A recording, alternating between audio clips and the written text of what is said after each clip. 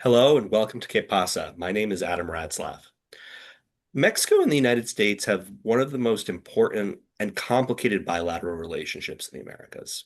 Not only is it the largest bilateral trading relationship, not just within the region, but between for each of the countries individually, but they have a long history of intervention that has been riddled with challenges. This year is going to be particularly important for that bilateral relationship. We're not only seeing the review of the USMCA trade agreement, but also the Trilateral World Cup, which is being hosted in Canada, Mexico, and the United States. At the same time, the Trump administration's foreign and domestic policy agendas overlap heavily with the U.S. Mexico relationship. Trump is clearly focused towards the Western Hemisphere through the Trump corollary, or what some are calling the Don Roe Doctrine. Immigration has been a focal point of his agenda. Even though most immigration isn't from Mexico anymore, the general population often thinks of Mexico as that focal point. Countering fentanyl has been a key issue for Trump, with most fentanyl coming into the United States from Mexico using Chinese precursors. And of course, his efforts to counter the cartels, many of which he designated as foreign terrorist organizations, are based in Mexico as well. Finally, his core issue on trade is a core element of Trump's entire policy agenda and is clearly focused on Mexico and always has been, with him having referred to NAFTA and having replaced it during his first term as the worst trade deal ever made. At the same time, Mexican President Claudia Sheinbaum has carefully managed this relationship. She's taken on a tougher stance on China. She's pushed back on key issues and taken on a much tougher stance on crime than her predecessor. All that said, though, 2026 has started off with a bang, quite literally. In January, the United States removed Venezuelan President Nicolas Maduro, which has sparked outrage and interest across the region as far as what could be next and what that could mean for Mexico. We also saw the assassination of the cartel leader El Mencho, a car crash in Mexico that killed two CIA operatives, and just recently, the assassination of Francisco El Paín Beltran, who was a mid-level Sinaloa cartel operative and killed in a car bomb. Information on that has stated that that the results were coming from and the intelligence for it comes from the CIA. At the same time, simmering anti-American resentment has continued within the country, pushed by a strong sense of Mexican nationalism, historic tensions in the country, Trump's own rhetoric against Mexicans, and we've seen that play out in the Mexico City protests last year, where despite the fact that they were nominally about gentrification, we saw a lot of information about and concerns about digital nomads and U.S. population within Mexico City. To discuss all of this and break down what it means, I'm joined by two of our advisors here at PASA, Jeffery Tobin and Vierelina Fernandez. Thank you both for joining me today. Thank you. Having us. So let's go ahead and just start this with a kind of broad overarching question. How would you guys describe the current state of U.S. Mexico relations? I mean, I think this is one of the most, you were just saying that this is one of the most important, I think you said, bilateral relationships in the region. I actually think it's one of the most important interdependent bilateral relationships in the entire world, but also one of the most politically fragile. The relationship remains indispensable, but it has become much more strained, more securitized, and more suspicious. So the United States and Mexico, they can't avoid each other from trade, migration, you have supply chains, fentanyl, a whole host of issues that tie them together every single day. But the relationship now mixes cooperation with coercion more openly than before. So I think the best way to describe this is a deep interdependence with declining trust in each other structurally. Both governments need each other, but neither side fully trusts the other's institutions, priorities, or their political constraints. Excellent. Yeah, Vierelina? yeah, absolutely. I would just echo a lot of what both of you are saying. I think from the Mexican side of things, people and the public in Mexico especially realizes how important that relationship with the United States is. I don't think the U.S. American public realizes the importance that Mexico has to the United States. Jeff, as you said, this is one of the most important bilateral relationships, I would say, in the world, right? And I think that level of diplomatic respect is not being felt by the Mexican public, particularly with all the rhetoric that has been coming out of Washington, D.C. and from the Trump administration. So I think you're right to speak about this resentment that has been building, not only because of the narratives and the rhetoric that has been coming out of the White House, but also, Adam, you touched on this a little bit, given the digital nomad sort of scandals that have taken over. I mean, social media is littered with videos of any everyday Mexicans going about and encountering an American, a gringo who tells them to speak English, right? Because they're in a higher end neighborhood of Mexico City and these sorts of things. So I think all of these tensions are starting to snowball, and it has led to precisely, Jeff, you described it as a very fragile bilateral or diplomatic relationship. I would agree that the tension right now is palpable between the two countries. That doesn't necessarily translate to what's happening on the ground. I think tactically, and operationally, there's a lot of integration and economically, right? Jeff, you talked about how integration, economic integration, the upcoming USMCA review, all of these things. So I think it's also a very paradoxical relationship. It's very important to both the United States and Mexico, right? But in terms of the surface level narratives that are being perceived by the global international community and also domestically in Mexico and the US, I think it's a very different it's perceived very differently than what's actually happening on the ground, tactically, operationally, and economically. Yeah, I completely agree. I think there's a deeper kind of policy related point though that the most important change potentially here involves the collapse of older categories that we tend to use. So trade policy, border policy, different kinds of policy, security, migration, China, again, the USMCA review, fentanyl, all these things, Chinese goods moving through Mexico, and now the World Cup. They all now sit inside one strategic conversation. They're not Right. siloed the way they often were in the past. And Jeff, thanks for bringing that up. I think that's a good segue to our next question here, which is how has the security relationship changed? Um, Both in terms of how Scheinbaum is operating in Mexico specifically, but also how it's shaping that bilateral relationship. I mean, I think she's in a pressure cooker right now. She's moved away from some of the softer public security posture that we had seen before, without fully abandoning the political language of the AMLO administration. But I think her approach looks more intelligence led, and it's more targeted, and more willing to pressure organized crime directly.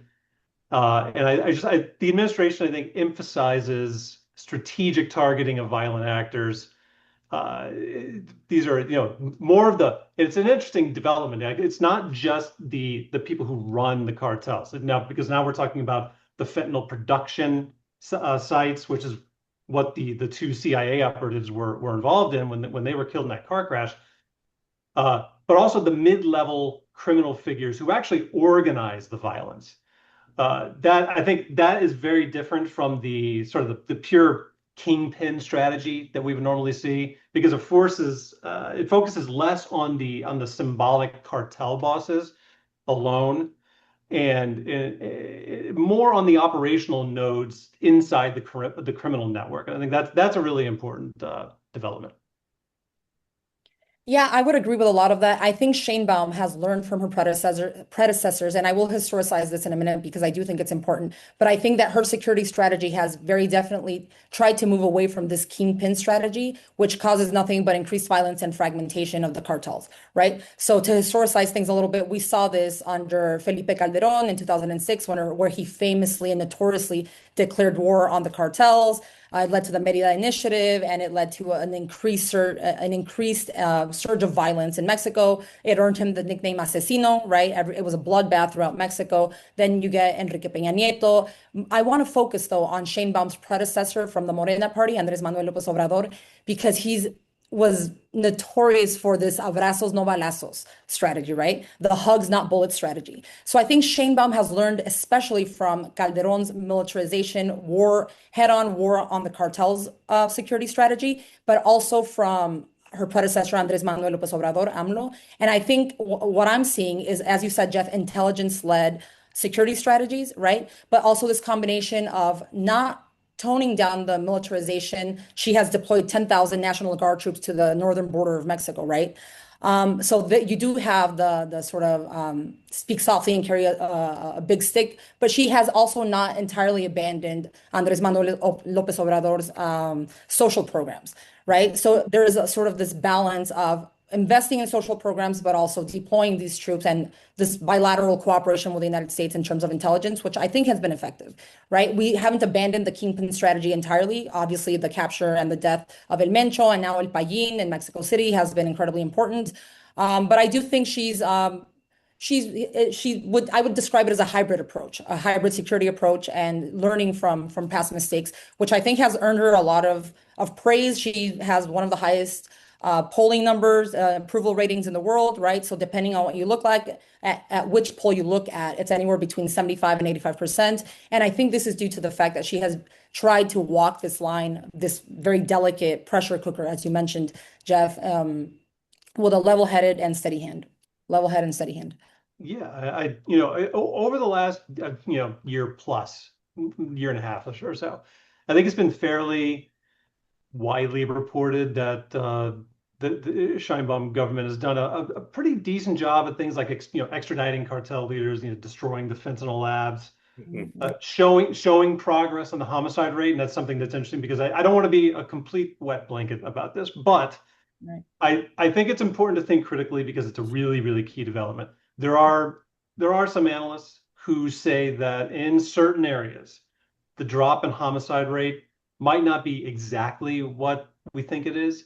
Yeah. There is this concept that in some high violence, high conflict areas, a criminal organization might have simply fully consolidated its power and influence, or as close to full consolidation as you can realistically get. So in that scenario, homicides are certainly down, but it might be simply because the cartel's fully in power no longer really needs to leverage homicide to achieve its objectives like that. So homicides are down. There's no doubt about that.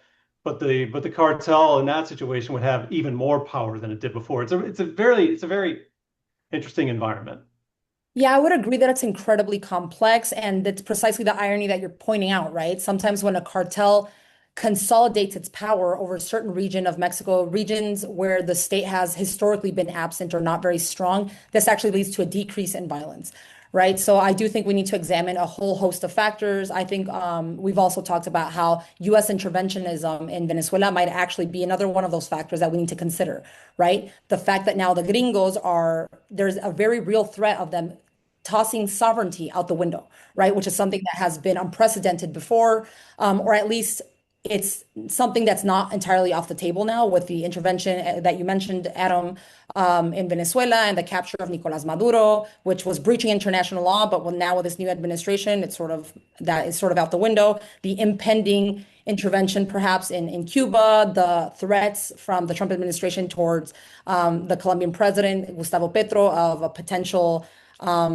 repetition of what happened in Venezuela, right? So I think that is also something that psychologically and politically we need to factor into the fact that these homicides have also decreased. I don't know what your thoughts are on that, Jeff. I'd love to hear it. No, I mean, I think you made a really good point about sovereignty because I feel like at the end of the day, all of the issues in Mexico that we're talking about, especially the really hot button political issues, the foreign policy issues, they really do kind of revolve around the issue of sovereignty.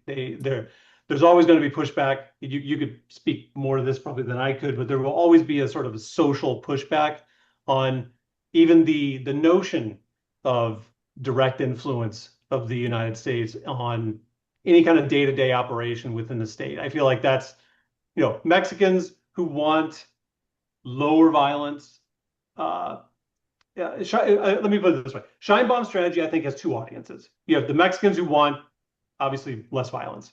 Right. And you have Washington, which wants visible evidence of less fentanyl. And possibly more violence, right? They want that physical sign of the strongman taking out the cartels. Yeah, I mean, there is, I think, like a symbolic gesture there. It's like, yes, we're going in and we're violently removing these people, but it creates it creates a balancing act. And I think Sheinbaum wants to look tough enough to keep Trump from escalating pressure, but not so dependent on Washington that she triggers any kind of nationalist backlash. Yeah, I think it's really, oh, I'm sorry, Adam, go ahead. I was just going to say, I think that's a really good point on the nationalist backlash and takes us kind of towards another couple of questions I would have for you guys. One is when we talk about sovereignty, how much Washington is also now trying to avoid just the central government in some ways and work with state actors within this federal system of Mexico. We've seen some conversations with governors happening, not just in Mexico, but in other parts of the Americas as well, Canada notably. And Vierelina, earlier you mentioned the Merida Initiative, which I think is important to kind of expand on a little bit because this isn't the first time that the United States has cooperated with Mexico in counter cartel operations. Yeah. In fact, the Merida Initiative was a bilateral engagement to try to counter these cartels. Um, but this does seem to look different. Could you guys expand a little bit on why this is both the same and different from what we've seen in the bilateral engagement in the past? I mean, I could jump in there. Yeah. So I think sometimes the both the Mexican and the US public tend to forget the fact that this intelligence sharing and this cooperation between the United States and Mexico on security matters is not something new, right? This is something that we've had. So the Merida Initiative is a fantastic example. And people were calling it Plan Colombia 2.0, right? So they were trying to replicate what had happened. I think I want to be cautious in saying quite successfully in Colombia, right? Because these really there's nothing straightforward, nothing is black and white, nothing is all or nothing successful, right? But they were trying to replicate what had successfully helped ease the violence, the cartel-driven violence in Colombia and the drug-related violence in Colombia. They were trying to replicate that now in Mexico, right? Ironically, it did not play out in the same way that it did in Colombia, and it actually led, as I said, to record levels of violence in Mexico, and especially, for example, in these border cities of, for example, Ciudad Juárez, Tijuana. Ciudad Juárez at one point was known as the murder capital of the world, beyond Afghanistan, beyond any of the other large cities in the Middle East, in Iraq, or anything else. So I think it's important to remember that these relationships have existed before, right? The security cooperation. At the same time, even those relationships under the Merida Initiative have not been free of scandal. If you guys will remember the Fast and Furious operation where the United States ATF and organization was sent, I think, about 2,000 weapons into Mexico, and I mean, they lost track of them. There was the end goal of the Fast and Furious operation was to track those down to the cartels and see where their movements were and track those movements in order to, better target the cartel operations. But the ATF ended up losing track of those weapons, and they just ended up in the hands of cartel members. And it was like sort of like, thanks for the 2,000 guns and firearms that you just provided us, right? So it has not been devoid of scandal. It was not devoid of scandal then. It is not devoid of scandal now. You asked what it is now that seems to have changed. I would say, personally, I believe that the rhetoric coming out of the White House, right? The fact that I don't want to throw this heated term out there, but the very unabashedly neo-imperial, or at least that's how it's being categorized by the region, right? These neo-imperialist, this Donroe Doctrine sort of rhetoric that's coming out of the White House. I think that is the defining factor that differentiates what was happening back during the Merida Initiative, Calderon administration bilateral cooperation era versus what's happening now with Sheinbaum and the Trump administration. I think it is the turning point there is the rhetoric coming out of the White House that's really creating this sense that things are very, very different now, right? And that coupled with the geopolitical climate of interventionism in Venezuela, possible interventionism in Cuba, threats of interventionism in Colombia. I think that geopolitical climate is also really important to take into account. I would say that that's the key point and the key difference, and a key factor in the tensions between the United States and Mexico now. Yeah, that's really interesting. I agree, and I think that obviously just to double down on what you were saying, intelligence sharing obviously between these two nations is nothing new, but I think there is a new aspect here. What is new is the strategic frame around it. So the United States and Mexico have cooperated for decades on any number of things: counter narcotics, extraditions, money laundering, obviously, anything to do with cartels, weapons trafficking. I think what feels new is threefold. So you've got a degree of political sensitivity that is heightened. You have an alleged operational death, and this is again this is directly linked to the political sensitivity. and also the national security framing. And I feel like the United States now increasingly treats cartel networks less like conventional criminal organizations and more like strategic threat networks. So that changes the institutional logic in the intelligence agencies, task forces, and law enforcement, local law enforcement. All these agencies, they now operate in a much more integrated policy environment. And I think the question is not whether the United States has shared intelligence with Mexico. I think the better question is whether the line between intelligence sharing and operational involvement has become harder to see, which makes it much more politically explosive. Absolutely. I want to pick on one of the points that you made right there on the national security framing being so important. Sure. So in January 2025, the Trump administration labeled several of the cartels in Mexico, but also across the region, as foreign terrorist organizations. Right. Clearly a escalation in how Washington views the cartels. What are both of your takes on this FTO designation, and what does it actually mean for the on-the-ground reality, both for the United States, but also for companies that might be interested in operating in Mexico? Well, the designation itself, I mean, it has a fairly straightforward aim.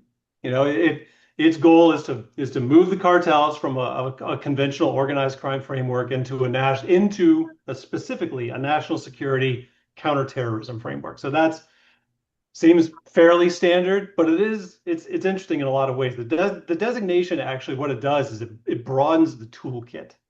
So it strengthens sanctions. You get a much more material support exposure with this. There are additional immigration consequences. There's financial targeting, a lot of different things that are used in this framework that are not used in a more traditional organized crime framework. It also helps justify, I think, a harder national security posture toward the cartel ecosystems. And I think that is where the majority of the difference is. I'm going to echo, right, as somebody who is Mexican American, somebody who is deeply involved with the domestic politics in Mexico.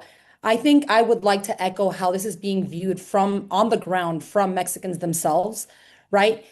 You're asking what is the end goal of designating these cartels as foreign terrorist organizations, right? From a domestic Mexican perspective, a lot of us would say that this is just, again, a continuation of the Donroe Doctrine, of this hemispheric approach of neo-imperialism. So this is, again, reigniting this flame of nationalism in the Mexican public. And it's seen and it's perceived by a lot of us as an attempt to excuse or to set the groundwork for unilateral U.S. military action in Mexico, right? So I think it's also important to define for those of our viewers that are not as well acquainted with the definitions.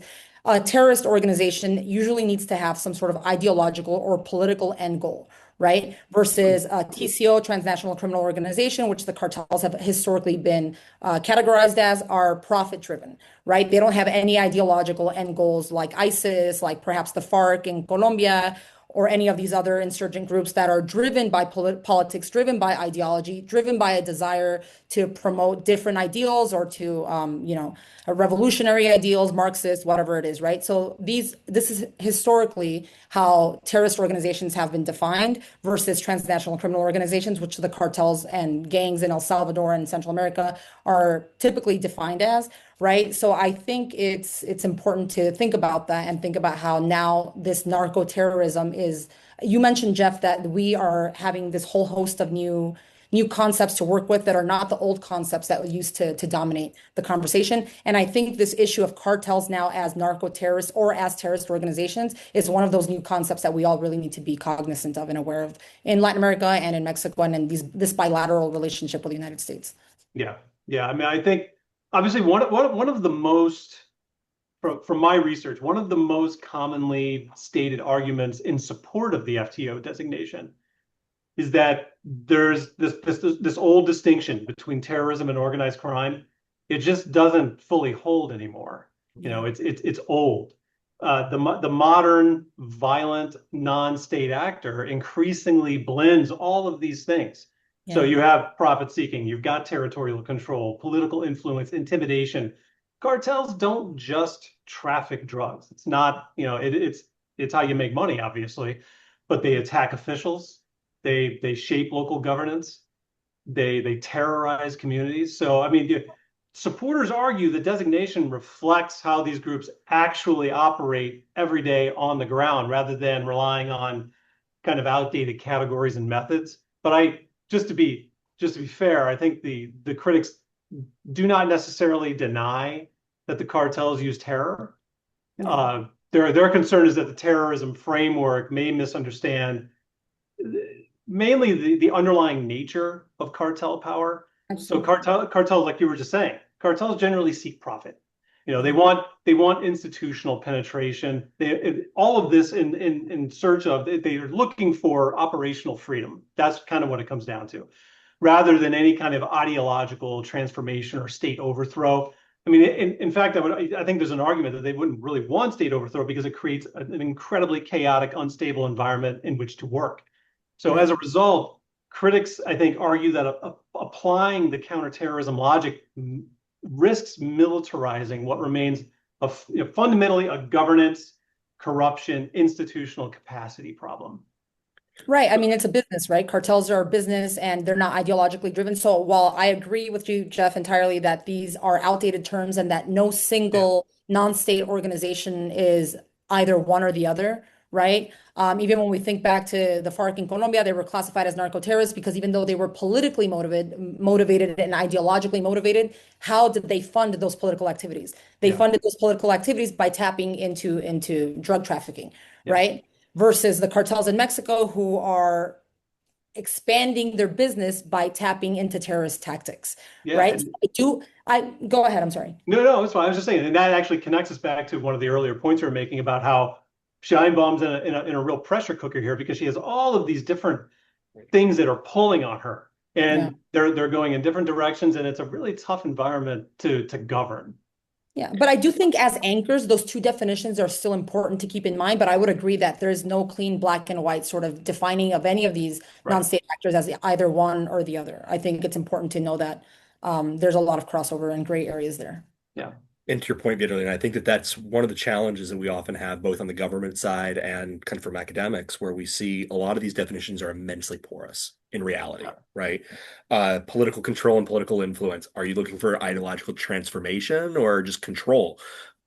They're very similar at the end state, and how you approach it. The tactics, like you said, could be very similar. How they're Mhm. funded could be very similar, but because of the legal ramifications, have defined them very differently, and that creates some challenges. I would actually point one other example of this is, the need to declare sanctions on a country has often required a president to say that they are a imminent national security threat. Mhm. Was Venezuela ever a imminent national security threat to the Obama administration? No, but Obama had to go out and say they're an imminent national security threat in order to use the tools that they wanted to use at that point in time. So that the challenge of nomenclature here could be a real challenge. And it has ramifications though for actors on the ground as well, right? Companies can now face the risk of being labeled as a material sponsor of terrorism.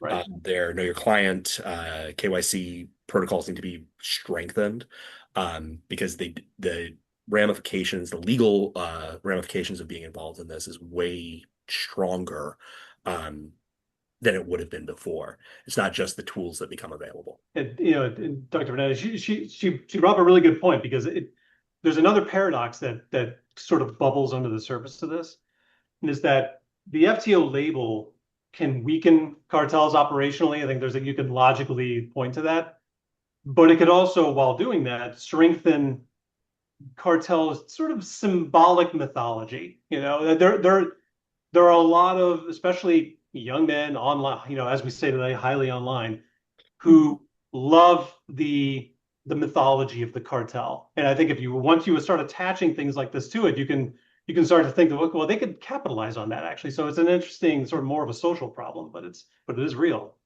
Yeah, I just want to jump on that. The strength and power. I think the U.S. American public doesn't realize the immense allure of the Right. this Robin Hood cartel drug boss sort of imaginary, right? That exists in Mexico.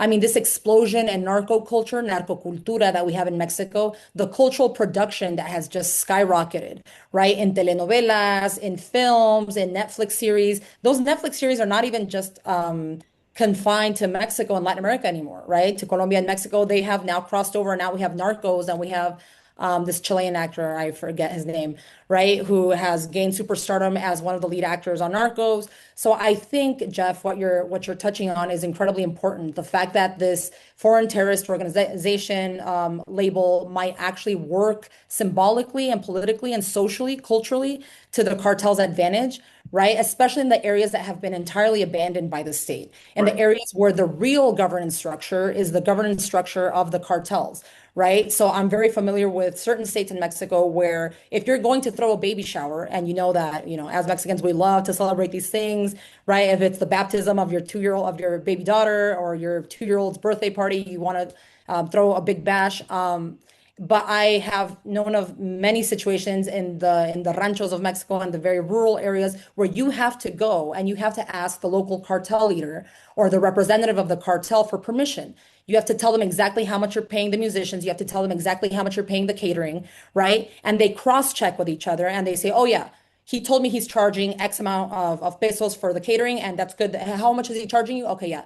That checks out with what they told me, right? That's how they're keeping tabs on everybody in these rural areas. So again, going back to the FTO designations, who then is free of being a material supporter of terrorism if you are having to pay la mordida, right? A certain percentage of your money to the local cartel leader because you have to, because otherwise you can't throw your baptism party, your 2-year-old's birthday party. You can't do anything. If you're a migrant that's being smuggled into the United States, right? And one of the coyotes is linked to the cartels, which they increasingly are you then, as a working class Mexican, right, with mouths to feed and who's been saving up for the past 5 years so that you could cross over into the United States, are you then a material supporter of terrorism?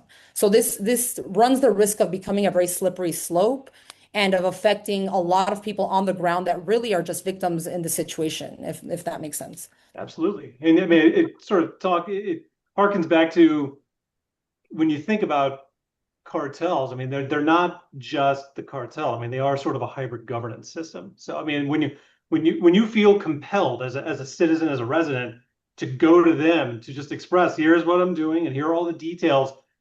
It's like you're going down to City Hall and Absolutely. to fill out a form for a permit. It's a very similar process.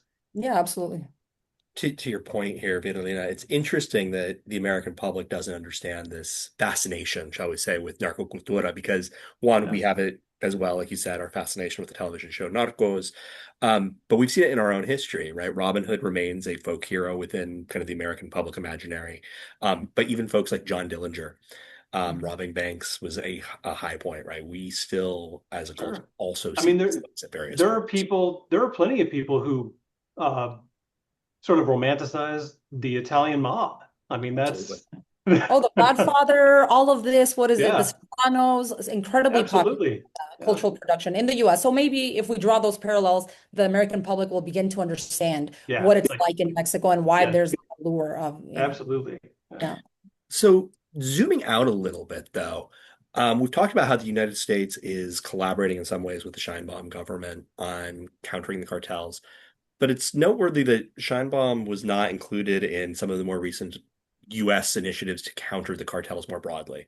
This past March, U.S. Southern Command hosted the Americas Counter Cartel Coalition, which is now an agreement between, I think it's about 18 countries, to use lethal force against the cartels, followed immediately by the Shield of the Americas Summit, which very notably did not include the leaders of Mexico, Colombia, and Brazil, three countries with large organized crime challenges that they're having to address on their own. Jeff, do you have anything you'd like to kind of say about that? Yeah, I think the exclusion says a lot, frankly. On one hand, well, I'll take not all three at the moment, but just from the Mexico perspective, I think Mexico sits at the center of it really the entire conversation about cartels, fentanyl, migration, border security. But on the other hand, it remains too politically sensitive, really, to include comfortably and uh, in a U.S.-led, potentially militarized anti-cartel coalition. So Mexico is simultaneously too important to exclude strategically, but far too politically sensitive to integrate fully. But Brazil, Mexico, Colombia, that's, I think, if I'm doing the math right, well over half of Latin America's population. you know, Dang. it, I think I read somewhere that it was described that the summit was sort of a narrower, more militarized forum focused on drug gangs and armed forces. But I think it was in Chatham House that they argued that a hemispheric security coalition cannot meaningfully address those kinds of goals without including Brazil, Colombia, Mexico, especially since Colombia and Mexico remain major sources of narcotics entering the United States. I mean, a lot of the drugs, not all of it, but a lot of it comes from Colombia, and the transportation node is in Mexico. I think it speaks more to the political touchiness of the situation than anything operational. Yeah, Absolutely.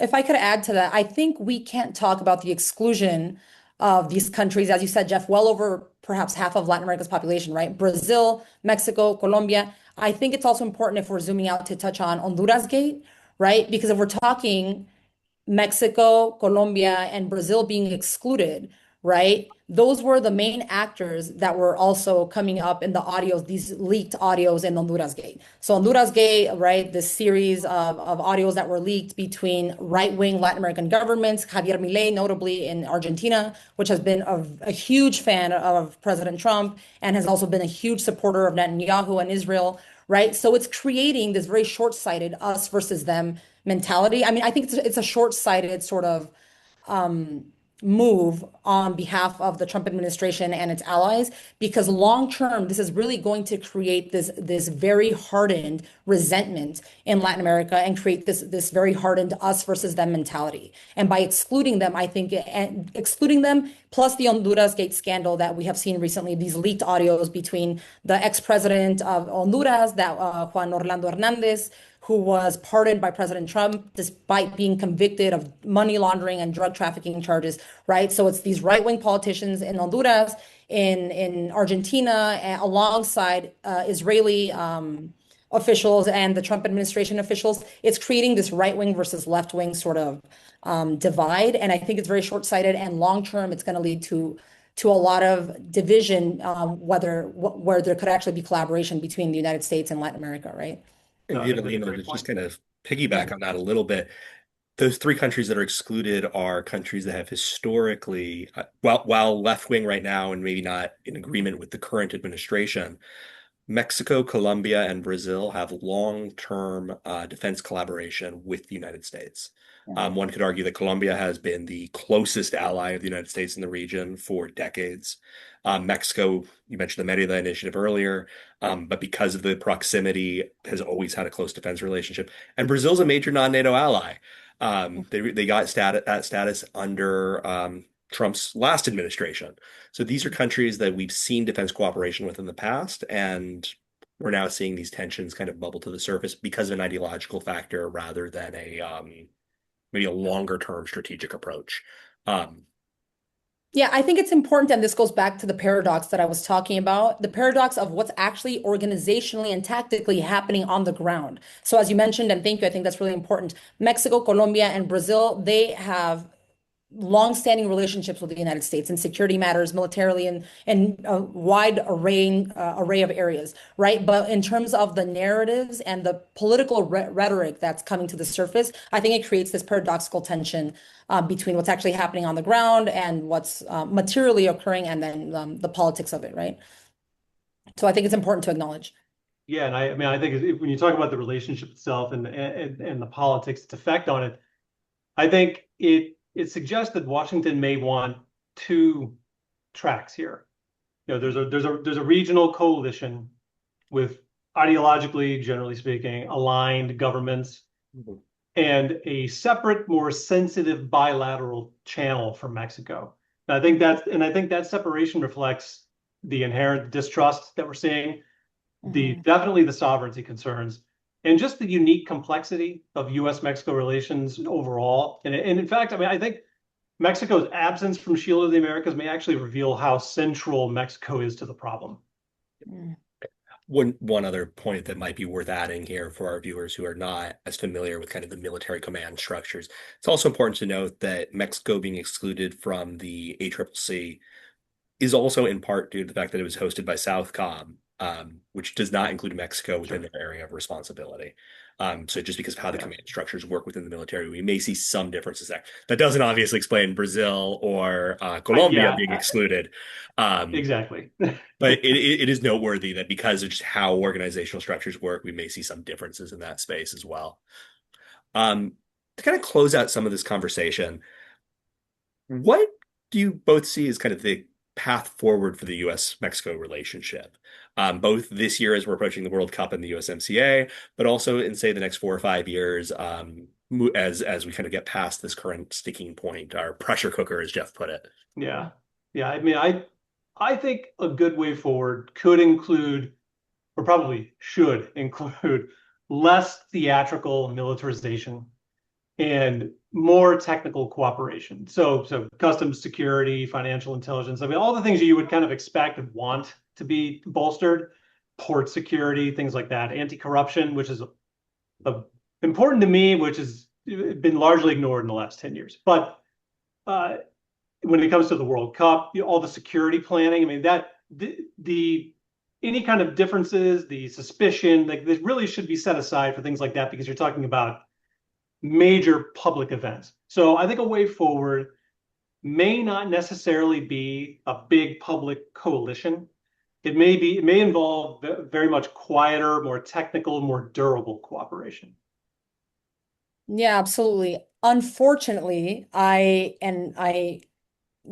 hate to be the bearer of bad news here. I think that things will get worse diplomatically and politically before they get better. That doesn't mean that on the ground, this quiet cooperation is not actually going to lead to positive outcomes in Mexico. So, for example, an increased decline in homicide rates, for example. So, while there could be tangible gains on the ground, I do foresee that diplomatically things might continue to be heated or be tense, particularly if there's an emboldening of the Trump administration and the US American public after the Venezuela intervention, as I mentioned before, also with everything that's happening right now with Cuba. I don't foresee that after Cuba, the Trump administration is going to say, okay, we're done, Yeah. right? I foresee it as an emboldening of like, well, we can actually do this in the region and we're getting away with it.